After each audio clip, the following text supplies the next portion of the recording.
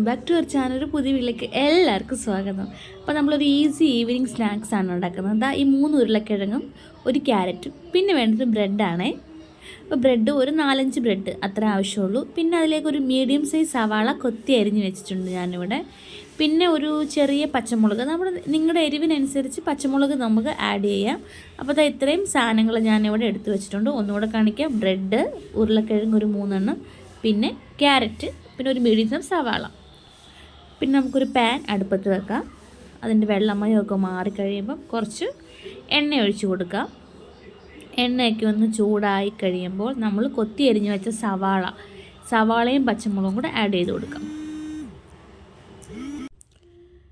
സവാളയും പച്ചമുളകും കൂടെ ആഡ് ചെയ്ത് കൊടുത്തിട്ടുണ്ട്.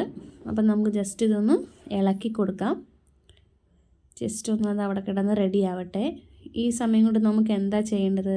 നമ്മൾ നേരത്തെ കുക്കറിനകത്തിട്ട് വേവിച്ച് വെച്ച നമ്മുടെ വെജിറ്റബിൾസ് ജസ്റ്റ് ഒന്ന് തൊലിയൊക്കെ കളഞ്ഞിട്ട് നമുക്കൊന്ന് ചതച്ച് വെക്കാം. നന്നായിട്ട് ഉടച്ചെടുക്കണം. ഇത്ര സാധനങ്ങളാണ് നമ്മളിതിലേക്ക് ആഡ് ചെയ്യുന്നത്. നന്നായിട്ടൊന്ന് ചതച്ച് വെക്കാം. ആ സമയം നമ്മുടെ സവാളയൊക്കെ നന്നായിട്ട് വഴണ്ട് വന്നിട്ടുണ്ട്. അപ്പോൾ നമുക്കിതിലേക്ക് വേണ്ട മസാല ചേർത്ത് കൊടുക്കാം. ഒരു ടീസ്പൂൺ മുളക് പൊടി, മഞ്ഞൾപ്പൊടി, ഗരം മസാല, പിന്നെ ഉപ്പ്. ഇത്രയും സാധനങ്ങളാണ് നമ്മളിലേക്ക് ഇട്ടിട്ടുള്ളത്. അത് നന്നായിട്ട് നമുക്ക് പച്ചമണം മാറുന്ന വരെ ഇളക്കിക്കൊണ്ടിരിക്കാം.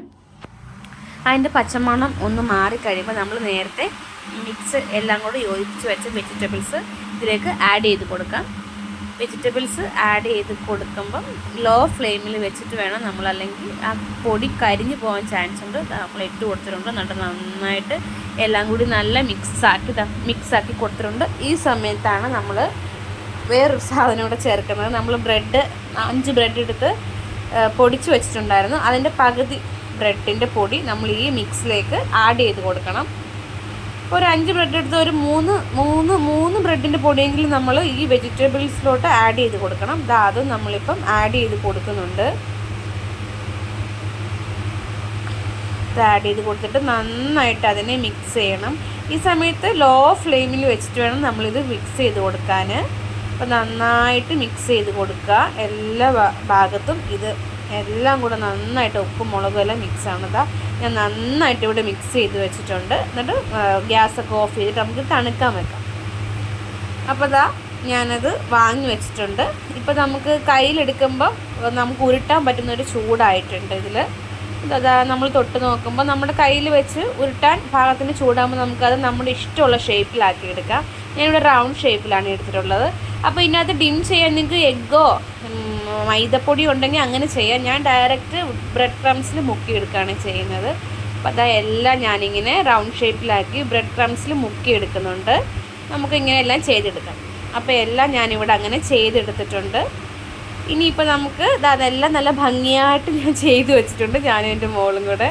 എന്നിട്ട് നമുക്കിത് ജസ്റ്റ് ചുട്ടെടുക്കാം. അപ്പോൾ നേരത്തെ വെച്ച പാൻ തന്നെ ഞാൻ അടുപ്പിൽ വെച്ചിട്ടുണ്ട്. എന്നിട്ട് നമുക്ക് അതിലേക്ക് നിങ്ങളുടെ ആവശ്യാനുസരണം നിങ്ങൾക്ക് വീട്ടിലുള്ള പോലെ ഓയിൽ ആഡ് ചെയ്ത് കൊടുക്കുക. മുങ്ങിക്കിടക്കാൻ പാകത്തിന് ഒഴിക്കുകയാണെങ്കിൽ അത്രയ്ക്ക് നല്ലത്. അപ്പം ഞാൻ ഒത്തിരി മുങ്ങിക്കിടക്കാനുള്ള എണ്ണ എനിക്ക് ലഭ്യത കുറവായതുകൊണ്ട് ഞാൻ കുറച്ച് എണ്ണ എടുത്തിട്ടുള്ളൂ. നമുക്കപ്പോൾ ഓരോന്ന് എടുത്തിട്ട് എണ്ണയ്ക്കകത്തോട്ട് ഇട്ട് കൊടുക്കാം.